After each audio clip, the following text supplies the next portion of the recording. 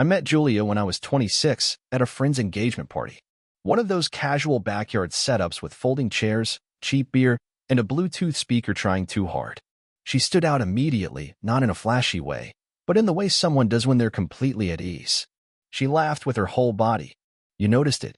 I ended up next to her by the cooler, and we struck up a conversation about how bad the music was. We talked for the rest of the night. We started dating soon after. It moved naturally, no games, no weird pauses or second-guessing. She was fun, sharp, quick to challenge me, and had this confidence that made everyone in the room lean a little closer. I was more reserved, but I think the balance worked. I grounded her. She pulled me out of my shell. A year in, she moved into my apartment. A year after that, we got married. Life started to unfold from there. We bought a modest house in a quiet neighborhood with just enough space to dream into. Julia loved decorating, throw pillows, scented candles, hanging plants she always forgot to water but somehow never died. Our weekends were a mix of errands and little rituals: Saturday morning pancakes, Sunday night movie marathons, spontaneous road trips that ended at antique stores or food trucks. It wasn't flashy, but it was ours. Our daughter, Emily, was born 3 years into the marriage. Everything changed in the way it does when you become parents. Julia took to motherhood in her own way, organized chaos, I'd call it. She handled the schedules, the doctor's appointments, the birthday parties with themed cupcakes and color-coded goodie bags. I did the drop-offs, bedtime routines, and yard work. It was a rhythm, and it worked. Financially, we were stable. I'd moved up in my company over the years, enough to carry the mortgage, plan for Emily's future, and let Julia stay part-time at work to focus more on the house and our daughter. She loved being involved: PTA meetings, bake sales, dance recitals. Her energy never seemed to run out, and I admired that about her. We had our shared spaces and our separate ones. I had a little corner in the garage where I tinkered with old tools, and she had her reading chair in the living room surrounded by stacks of magazines and half-finished books. Dinner was usually together unless someone had a late meeting or a school event. Our conversations ranged from jokes about the neighbors to half-serious talk about someday retiring near the ocean. I wouldn't have called it perfect, but it was good. Solid. It felt like the kind of life you build, not the kind that happens to you. The kind of life where you come home, kick off your shoes, and think, yeah, this is where I'm supposed to be. And for a long time, that's exactly what I believed. Most days in our house start the same. I'm usually up first, always have been. I make the coffee, pack my lunch, and try to keep the noise down while Julia and Emily are still asleep. There's something peaceful about those early mornings, just me and the quiet hum of the kitchen. Sometimes I'll sit at the table with a piece of toast and watch the sun creep through the blinds. It's not exciting, but it feels like the beginning of something steady. Julia gets up about half an hour later, hair a mess, wrapped in her robe, eyes barely open until she's had 2 sips of coffee. It's one of those things I've come to love, watching her slowly shift from silent and groggy to animated and full of ideas for the day. She's always planning something, even if it's just how to rearrange the entryway or try a new dinner recipe. Emily's usually the last one up, unless she has an early class or cheer practice.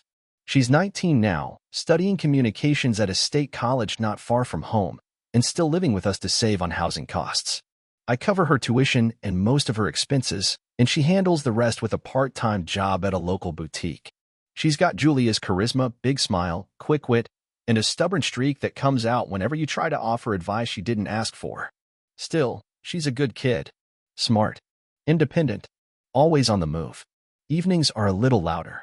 Julia likes to cook most nights, unless I beat her to it, which she secretly loves because it means less cleanup. Emily usually drops her bag by the door and joins us in the kitchen, or she'll hover in the doorway scrolling her phone, tossing in a sarcastic comment here and there. We eat dinner together more often than not, which I know isn't the case in a lot of homes these days. It's something I've always valued. Weekends are more flexible. Julia plans things: brunches, garden centers, outlet malls. I'm not always as enthusiastic, but I go. I like being with them. I like the ease of it. Emily sometimes disappears to hang out with friends or spend time at campus events, but she always checks in. Sunday evenings we're usually all back under the same roof, sprawled across the living room, watching some series none of us admit we're too invested in. The house feels full in a way that's easy to take for granted. There's always something going on: Julia humming to herself in the kitchen, Emily pacing while on the phone with a friend, music playing from 2 rooms at once. Sometimes I'll come home from work and pause before walking in, just to listen for a moment. That noise, that movement, it feels like life. I've never been one for drama or big emotional declarations. I just like knowing my people are safe and close and taken care of. That's always been enough for me. Maybe it's simple, but that's how I've measured success, not in money or titles, but in warmth, in laughter around the dinner table, in a kiss at the door when one of us leaves, in knowing that whatever the day throws at us, we always end up back here, together. At least, that's how it's been. Looking back now, I think one of the reasons I never expected anything to go wrong was because we had all the signs of a good life. Not a perfect one, sure, but real, grounded, functional. The kind of life where the days blur together in the best possible way, where you can't remember the last big fight because there hasn't been one. Julia and I had settled into something that felt earned. We'd had our years of stress and scrambling when Emily was young, late-night feedings, budgeting every penny, the exhaustion that makes you wonder if you're doing it all wrong. But we made it through. Things got easier with time. We figured each other out. And now, years later, our life had a flow to it. She had her routines, I had mine. Every Thursday night, she'd meet up with a group of women from her yoga class for dinner and wine. I'd usually stay home and catch up on a woodworking project in the garage or watch a game with the sound turned low. I didn't mind the time apart. In fact, I think that breathing room made things stronger. We were never clingy.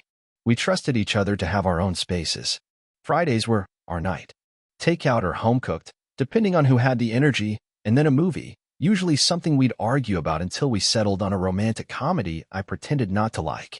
She'd curl up next to me on the couch, feet under a blanket, and we'd half-watch while talking through the parts we'd missed. Sometimes those nights felt like little islands in the week, simple and quiet, but grounding. I was proud of what I'd built for us. I'd worked my way up to a management role, which meant more stability. We weren't rich, but we had enough. I paid the bills on time, took care of the cars, set up college savings, made sure Emily had what she needed. Julia didn't have to work full-time, which let her be more involved with family life, something she always said she wanted. She had time to read, to garden, to decorate and redecorate parts of the house whenever the mood hit. We had photos framed on every hallway wall, trips to the coast, holidays in matching pajamas, birthdays with too much cake. Our home looked lived in, loved in. And it wasn't just for show. People commented on it. Friends, relatives, even the neighbors. "You guys have such a solid thing," they'd say. "You make it look easy." And maybe that was the thing. It had started to feel easy. Comfortable in a way that made me think we were doing something right. We didn't keep secrets.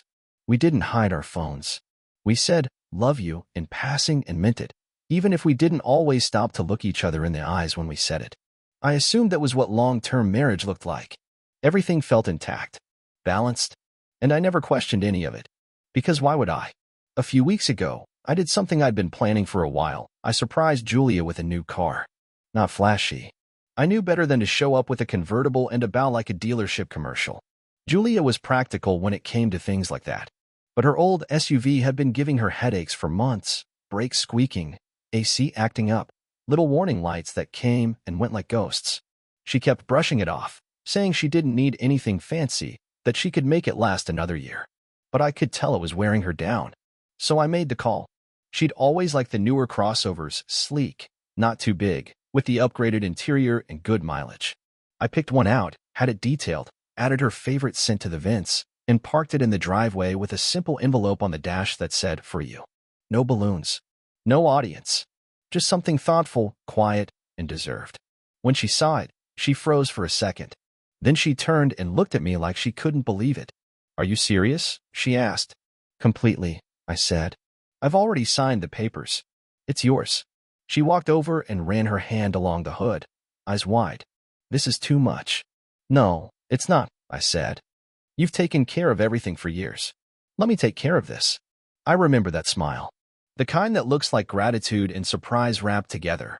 She kissed me on the cheek and said something about me being too good to her. I told her I was just doing my part. Around the same time, Emily got her tuition bill for the next semester. I told her not to worry about it, that I had it covered, but she still looked hesitant when she handed it to me. Like she thought maybe she was asking for too much. I paid it the same day. Covering Emily's education had always been part of the plan.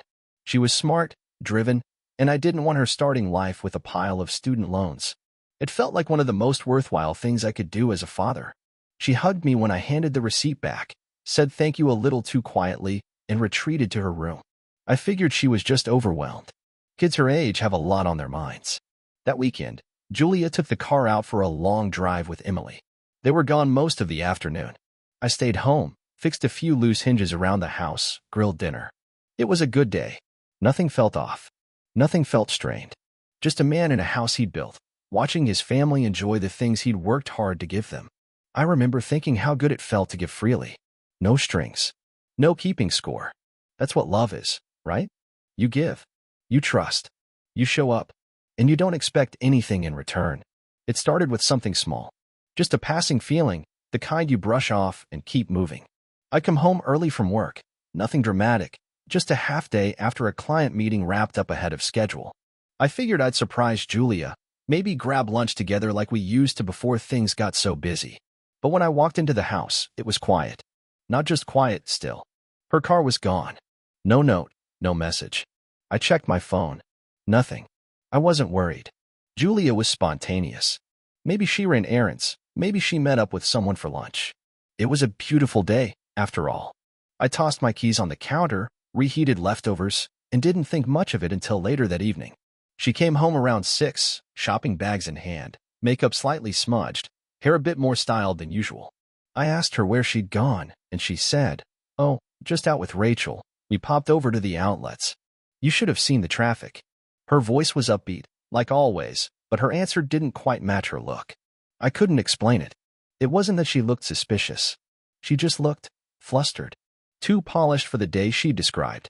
That night, as she dozed next to me in bed, I stared at the ceiling, wondering why I cared so much about a detail as dumb as outlet mall makeup. I told myself I was overthinking, that I'd been under a lot of stress at work, that it was just one of those random thoughts you let go of in the morning. But the next week, it happened again. Another Thursday dinner ran long. She texted me this time, said the girls were going for drinks after and not to wait up. That was fine. I appreciated the heads up. But when she got home near midnight, she moved differently. Quieter. She didn't come into the bedroom right away. I heard her in the guest bathroom, the water running, drawers opening and closing. She didn't come to bed until nearly 1 a.m., and even then, she said she had a headache and curled up on her side, facing away from me. Again, not a crime. Nothing I could point to. But I felt it. Felt the way she'd started guarding parts of herself, not obviously, not cruelly, just protectively. Like there were whole conversations happening in her head she wasn't bringing into the room with me anymore. She still smiled. Still kissed me goodbye. Still laughed when we watched old reruns or teased me about how I organized the garage like a hardware store. And yet, something had shifted. A slight delay in her warmth. A soft pullback in her gaze. A new lock on an old door. I didn't accuse her. I didn't pry.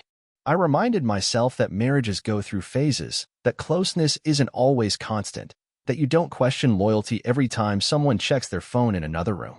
But I'd be lying if I said I wasn't beginning to look a little closer. Not because I wanted to catch her in anything. I just wanted to feel like I wasn't the only one still here. The hardest part wasn't what I saw, it was what I stopped seeing. There used to be a rhythm to our home. Not a schedule, exactly, but a shared awareness. Julia would hum to herself in the mornings while making coffee.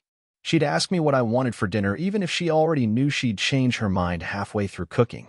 Emily would roll her eyes at us both, plugged into her headphones but still orbiting close enough to be part of things.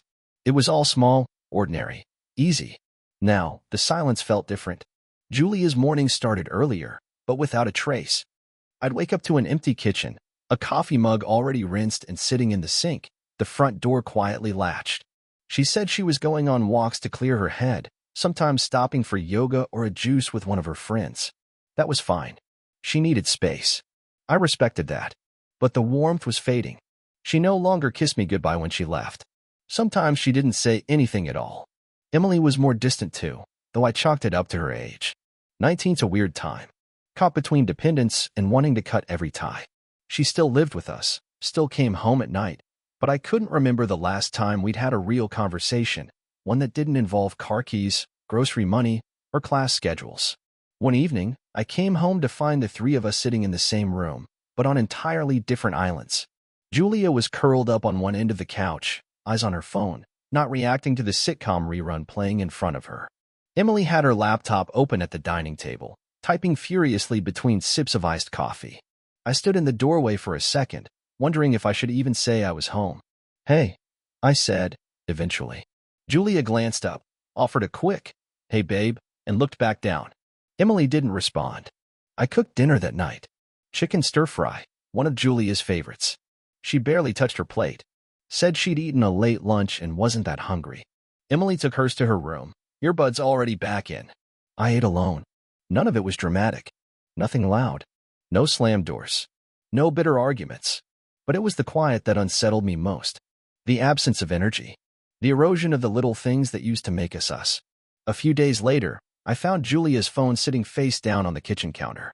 Normally, I wouldn't think twice. We trusted each other. But for some reason, I stared at it longer than I should have. I didn't touch it. Didn't snoop. But I realized something that stuck with me. She never used to be the type to hide her phone screen. She never used to flinch when it buzzed. No? It was like every ping pulled her somewhere I wasn't allowed to follow. Still, I said nothing. Maybe I didn't want to be that guy. Paranoid. Insecure. Reading into things just because the spark had dimmed a little. Maybe I still believed, at least a part of me, that she'd come back to me on her own. Or maybe I was just afraid to ask the questions I wasn't ready to hear the answers to. There comes a point when silence starts to say more than any conversation can. Ours had gotten so thick, I could feel it in the walls. Julia and I still talked, technically. We exchanged words, plans, schedules, reminders. But it wasn't communication anymore, it was coordination, logistics. We sounded more like roommates than partners. And what stung the most was that neither of us seemed in a hurry to fix it. One Friday night, I suggested we go out to dinner, just the two of us. Nothing fancy. There was this Italian place we used to love before Emily was born. Candlelit tables, big plates of pasta, and the kind of soft background noise that made it easy to talk. I thought maybe, just maybe, it could help us reset. Julia hesitated. "This week's been crazy," she said, glancing at her phone. "Can we do something next weekend instead?" "Sure," I said. "Whenever you want." She smiled, but it didn't reach her eyes. "Thanks for understanding." I did understand. I just didn't know what it was I was understanding anymore. Emily wasn't much different. She was always busy, classes, her part-time job, friends. I tried asking her how things were going one night when we crossed paths in the kitchen. She was scrolling through something on her phone, not really looking at me. "Fine," she said. "Same as always." "You sure?" I asked. "Yeah, Dad. I'm good." Then she walked out, earbuds already in before she hit the hallway. I stood there with two mugs in my hands, wondering when the conversations had become so short. So, rehearsed. That weekend, Julia spent most of Saturday out. She said she was helping her friend Rachel move, though when I asked how it went later, she was vague. "Tiring," she said. "Lots of boxes. I need a shower." When she walked past me into the bathroom, I caught something in her expression. Not guilt. Not sadness. Just distance. Like she'd left part of herself somewhere else and hadn't noticed. Sunday, I cleaned out the garage. It's my version of therapy. I lined up tools, wiped down shelves, sorted through bins I hadn't opened in months. I found an old photo of the three of us tucked into a box of winter gear, me, Julia, and Emily at the lake house we used to rent every summer. Smiling. Sunburned. Stupid happy. I stared at it longer than I should have. We used to be that. I used to feel that. Now I wasn't sure what we were. I didn't talk to anyone about it. Not friends. Not coworkers. I didn't want advice. I didn't want someone else to tell me to look harder or be more patient. I just wanted something. Anything. From Julia that told me I was still someone she reached for instead of someone she was slowly walking away from. But she wasn't pulling away in a way you could name. She was doing everything technically right. Making dinner. Washing clothes. Saying goodnight. She just wasn't there anymore. And maybe neither was I. It was a Wednesday afternoon, one of those rare days when everything at work wrapped up early and clean. I didn't tell anyone I was heading home. Didn't even text Julia. I just wanted to surprise them. Maybe pick up dinner. See if Emily wanted to hang out for a bit before she vanished into her usual blur of assignments and TikTok. A quiet evening with my family. That's all I wanted. I pulled into the driveway around 4:15. Julia's car was gone, which wasn't surprising. Emily's was still there. I unlocked the front door quietly out of habit, kicked my shoes off at the door, and stepped inside. The house was warm, still, filled with that late afternoon hush that makes everything feel a little softer. Then I heard voices. Laughter. Emily's voice, unmistakable. She was on a video call, I think. I didn't mean to eavesdrop. It wasn't a choice. I was halfway to the kitchen when her words stopped me cold. I mean, come on. He's such a loser. Still doesn't have a clue what's going on. There was a pause, then more laughter, someone else's voice responding, crackly over speakerphone. And then Emily again, lower this time, but clear enough to land hard in my chest. Mom's been seeing this guy for a while. Way hotter than Dad, honestly. He actually treats her, like, special. She comes home glowing, and he's just sitting there asking if she wants chicken or pasta. It's kind of pathetic. I stood there, frozen, between the kitchen and the hallway, breath caught somewhere in my throat. I couldn't move, couldn't blink. My first instinct wasn't even anger. It was confusion, disbelief. I must have misheard. That couldn't be what she meant. There was no way. But then her friend asked something, some casual question about how long it had been going on, and Emily answered like it was nothing. Since before she got the new car, I think. She jokes that he bought it to keep her loyal. And that was it. That was the moment. The truth didn't hit me like a punch. It dropped like a weight. Slow. Crushing. Real. I turned and walked back out the front door without making a sound. Got in my truck and drove to the nearest parking lot. Just sat there, engine running, hands on the wheel, staring out at a row of parked cars like they might give me an answer. But they didn't. Nothing did. I didn't cry. I didn't scream. I didn't even think clearly. I just kept hearing her voice. He's such a loser. He doesn't have a clue. And she was right. I didn't. All this time I'd been second-guessing my instincts, talking myself down, trying to preserve a peace that never existed. And it wasn't just Julia, it was Emily too. My own daughter, the person I was working so hard to support, whose future I was trying to protect. She didn't just know. She was in on it, laughing at me behind closed doors. That was the part that broke me more than anything Julia could have done. Because betrayal from a partner, it hurts. But betrayal from your child? That tears something loose. And suddenly, everything in me shifted. The hurt didn't go away, it just changed shape. Hardened. Focused. Because now, I wasn't confused.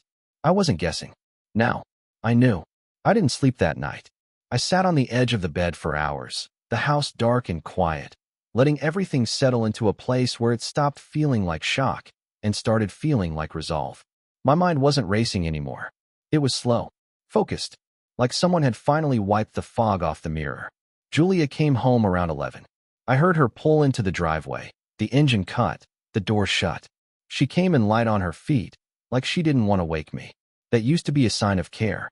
Now I saw it for what it was, secrecy dressed as consideration. She didn't notice me sitting in the living room until she flipped the light on. She froze. "Hey," she said. "Didn't think you'd be up." I didn't answer. I just looked at her. She was dressed too nicely for a girl's night. Her hair still freshly styled, makeup barely faded. Her purse swung gently in her hand, too quiet for someone coming home to her husband. I waited. She glanced toward the hallway, like she was buying herself time. "Everything okay?" I stood up. My voice came out level. "I know." That was it. 2 words. I watched her face collapse. The shift wasn't slow, it was immediate. The smile died, the color drained from her skin. And still, she tried. "I don't know what you mean." "Stop," I said. Emily was on the phone. I heard everything. She opened her mouth, but nothing came out. For the first time in a long time, Julia looked small. Not sorry, just exposed. And I wasn't angry in the way I expected to be. I wasn't shouting. I wasn't falling apart. I was done. "You and your lover," I said, the word cold on my tongue. "You were laughing at me. Both of you. Behind my back." "Please," she said, stepping forward. "It wasn't like that. Save it." I shook my head. "You lied. You used me. And I gave you everything. I gave you a house. A car. I paid for Emily's future. And you both made me the punchline of your little inside joke." She reached for me. I stepped back. Then Emily came into the room, groggy-eyed in her hoodie and slippers, clearly having just woken up. "What's going on?" I turned to her. "Pack your things." Her face twisted. "Wait, what?" "You and your mother," I said, steady. "Out. Tonight." "You're being ridiculous." I walked to the front door, unlocked it, and opened it wide. "You think I'm joking?" They didn't move. So I did. I walked into Julia's closet, started pulling clothes from hangers, handbags from shelves. I opened drawers and dumped them out. I moved room to room, calmly, methodically, and started tossing things out the bedroom window into the front yard. Emily ran after me, trying to grab things back, yelling that I was insane. I didn't flinch. "I want you both out of my house," I said.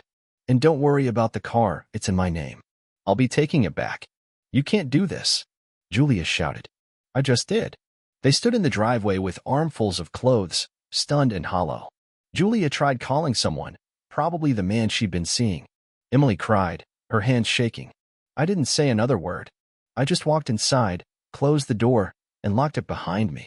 And then I opened my laptop, logged into the student account where I paid Emily's tuition, and clicked cancel auto payment. She'd have to figure out the rest on her own. They both tried calling. That night. The next day. Dozens of messages, voicemails, half apologies, half excuses. I didn't read them. I didn't listen. Because I wasn't interested in hearing them lie to me again, this time with trembling voices instead of laughter. What I gave them, I gave in love. What they took, they lost in betrayal. Now, they had nothing. And me? I had the first quiet moment of peace in months. The first few days were quiet. Not peaceful, not yet, but quiet in a way that let me finally breathe. The kind of quiet that settles into a house after years of noise you didn't even realize was there.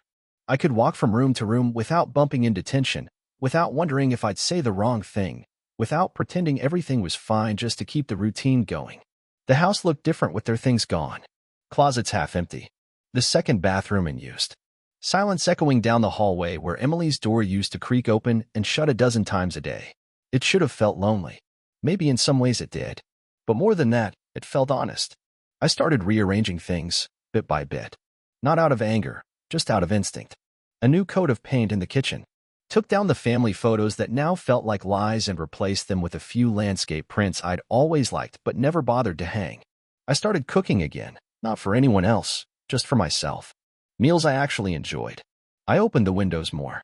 Played music louder. Walked barefoot in the house without feeling like I was in someone else's space. The calls and messages kept coming for a while. Julia, trying to explain, asking for a meeting. Emily, trying to apologize, blaming stress, saying she didn't mean it. I didn't answer. Not out of revenge, but because I had nothing left to say. They made their choices. And so did I. And then, something unexpected happened. A few weeks after everything went down, I ran into someone I hadn't seen in years, Clara, an old friend of Julia's, actually. She used to come to our dinner parties before she moved across the state for work. We bumped into each other at the grocery store of all places. It was one of those odd moments where time freezes for just a second and then catches up all at once. She hugged me, asked how I was. Her expression shifted when I told her, briefly, what had happened. No dramatic details, just the basics. We ended up getting coffee, then lunch, then another lunch. Clara wasn't anything like Julia. She was calmer, slower to speak, but thoughtful when she did. She didn't ask for more than I could give, didn't try to fill the space that had been left behind. She just sat with me in it. And I can't explain how healing that was. We've been seeing each other, quietly. No labels, no promises. Just two people rebuilding their own stories side by side. And for now, that's more than enough. I still think about everything that happened. Sometimes I walk past the room that used to be Emily's and feel a pull in my chest. Sometimes I hear Julia's voice in my memory and wonder how much of it was ever really real. But I don't live in that space anymore. I live here, now, in a house that feels mine again, in a life that isn't perfect, but is honest. And for the first time in a long, long time, I'm okay. It's strange how something can hurt so deeply and still, somehow, feel necessary. I've had time now, enough distance to look back at everything without my hands shaking. There are moments that still sting, words I can't unhear, memories that show up like ghosts when I pass certain places. But I don't run from them anymore. I let them in, let them sit with me. Because those memories aren't just scars, they're proof that I made it through. For a long time, I thought being a good husband meant giving endlessly. Providing, fixing, forgiving. I measured love in what I could carry on my back and hand over without hesitation. And for a while, that was enough. I didn't question whether the love I gave was being matched. I didn't ask if the people I trusted were still showing up with open hearts. I just believed. Maybe that was naive. Maybe it was loyal. Maybe it was both. But here's what I've learned. Love doesn't mean sacrificing your dignity to keep a door open. It doesn't mean holding on so tightly to the idea of family, that you let yourself be erased in the process. There's a line, and when someone crosses it, especially without remorse, you're allowed to choose yourself. That's what I did. Not out of vengeance, not out of pride, but because I had to. Julia and Emily haven't reached out in weeks now. The silence that used to hurt so much has turned into something else entirely: freedom. It's not that I don't miss the people they once were. I do. But I don't miss living in a house where I had to question my worth every time someone looked away a little too quickly. Clara is still around. Sometimes we talk about things that have nothing to do with pain. Sometimes we don't talk at all. Just sit, drink coffee, and exist quietly in the same space. It's healing in a way I didn't expect. Not because she fixed me, but because she reminded me I didn't need to be fixed. I just needed someone who saw me clearly. I don't know what the future looks like. I don't need to. I'm not racing toward anything anymore. I'm just living, one honest day at a time. That might not sound like much, but to me, it's everything.